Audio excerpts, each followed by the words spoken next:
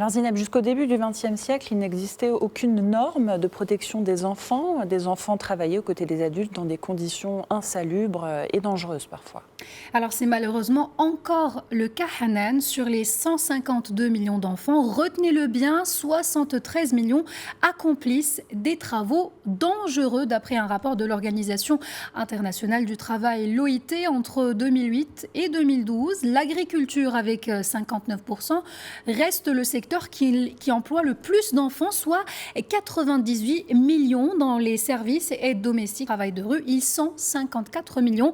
Et dans l'industrie qui comprend le secteur textile, ils sont 12 millions. Si la tendance est à la baisse, certains exemples récents ont défrayé la chronique. C'est l'exemple d'une technique utilisée dans le textile qu'on appelle le sablage. Elle est utilisée pour donner au jean un aspect plutôt vieilli et délavé.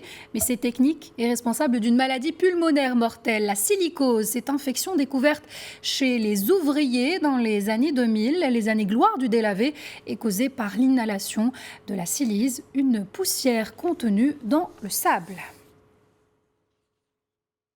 Retour en 2013, un millier d'ouvriers du textile, dont des adolescents, sont morts dans un atelier de sous-traitance de grandes marques occidentales. C'était en Asie. On se souvient que ce drame a mis la lumière sur les pratiques frauduleuses de certains acteurs du textile. Tout à fait, Hanan, c'est le prix à payer pour fabriquer du fast fashion. Employer des enfants en âge illégal de travail est devenu monnaie courante en Asie. Une trentaine de pays sont pointés du doigt pour le recours au travail des enfants dans l'industrie du coton, du textile, du cuir et de l'habillement. De nombreuses marques signent des chartes éthiques visant à réguler ces pratiques. Elles sont pourtant souvent vitales à la survie de ces enfants, de leur famille et du pays. S'y ajoute la mise en danger de la santé de ces derniers.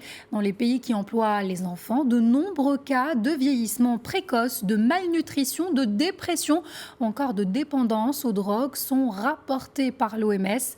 Les marques font des progrès certes, mais ils sont très longs et pas assez généralisés. Merci Zineb. Merci Hanan.